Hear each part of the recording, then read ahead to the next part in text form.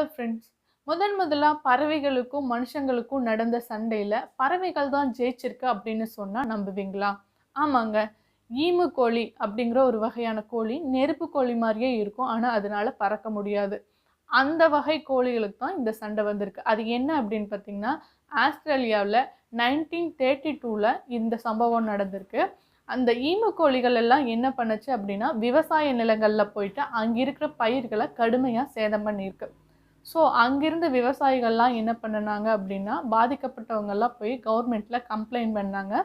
So கவர்மெண்ட்டும் இதுக்கு action எடுத்தாங்க. ஏன்னு பார்த்தீங்கன்னா, அப்போ 1932 எல்லாம் ஆஸ்திரேலியாவுக்கு விவசாயம் தான் பிரதான தொழிலாக இருந்ததுனால அவங்க என்ன பண்ணினாங்கன்னா, ஒரு மினி இராணுவத்தையே இதுக்காக அனுப்பி வச்சாங்க.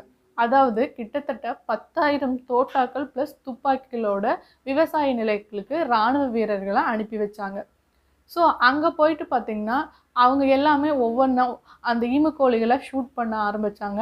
அவங்களோட 10,000 தோட்டாவும் காலியாச்சு தவிர அவங்க ஈமுக்கோழிகளையெல்லாம் கம்ப்ளீட்டாக டெஸ்ட்ராய் பண்ணவே முடியல.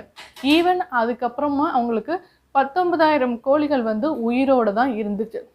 ஸோ இதனால் என்ன பண்ணினாங்கன்னா, இதை வந்து அழிக்கிறதுக்கு இன்னும் மிகப்பெரிய தொகை செலவிட வேணும் அப்படின்னு சொல்லிட்டு இந்த திட்டத்தையே அந்த அரசு கைவிட்டுட்டாங்க.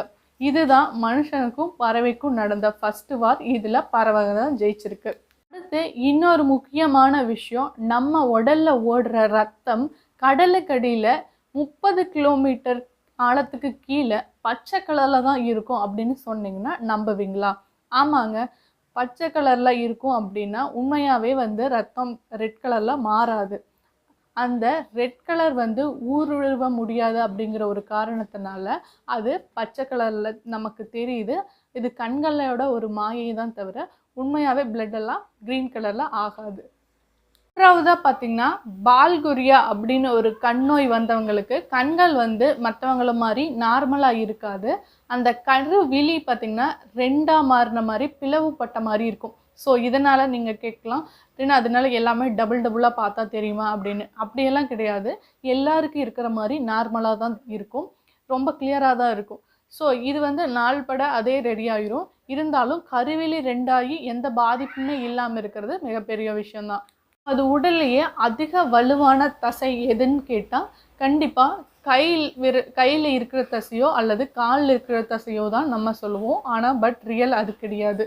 நாக்கில் இருக்கிற தசை தான் வந்து பலமான தசை. ஏன்னு பார்த்திங்கன்னா, அது புவியீர்ப்பு திசைக்கு ஆப்போசிட்டாக செயல்படுற தன்மை வந்து நாக்கு தசைகளுக்கு இருக்குது.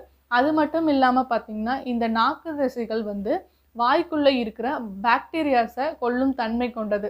சப்போஸ் நம்ம தூங்கும்போது உமிழ்நீர் வந்து வெளியே வராமல் அந்தளவு உணர்வோடு இருக்கிறதும் ஆக்டிவாக எப்பவுமே இருக்கிறதும் இந்த நாக்கு தசைகள் தான்.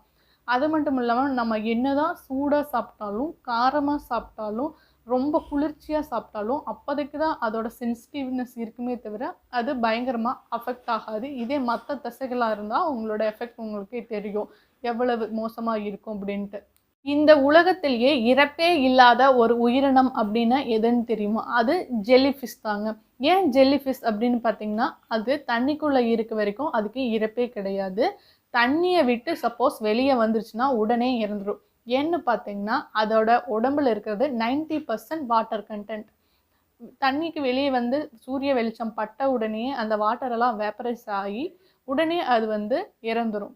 ஸோ தண்ணியில் உள்ளேயே இருந்துச்சுன்னா அது இறக்கவே இறக்காது. அது வித்தியாசமாக தூங்குகிற ஒரு உயிரினம் எது அப்படின்னு கேட்டிங்கன்னா டால்ஃபின் தாங்க. ஏன் அப்படின்னு கேட்டிங்கன்னா, டால்ஃபின் வந்து எப்போவுமே 2 கண்ணையும் மூடி தூங்காதாமா. ஏன்னு தெரியுமா?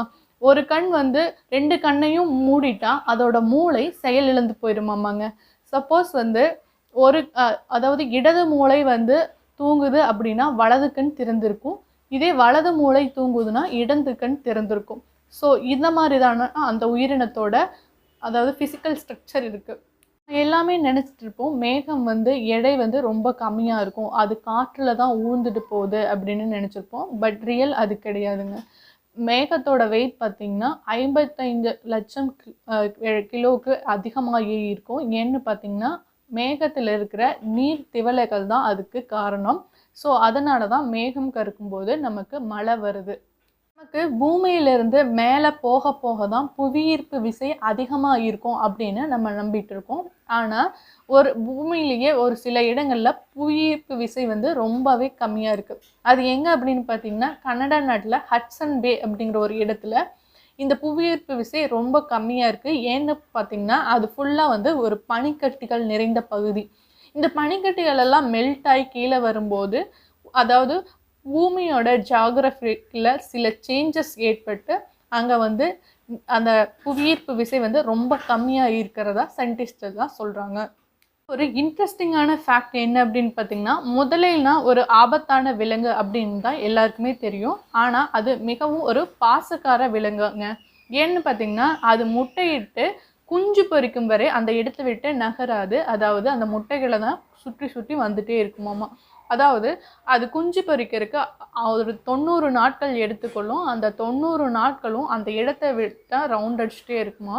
அதை விட்டு வெளியே போகாதாம். ஸோ இப்படி ஒரு பாசக்கார விலங்கு முட்டையிலிருந்து குஞ்சுகள், அதாவது முதலை குஞ்சுகள் வெளியே வந்ததையும் அது தன் வாயால் கவ்வி கொண்டு போய் அதை தான் தண்ணியில் விடுமா.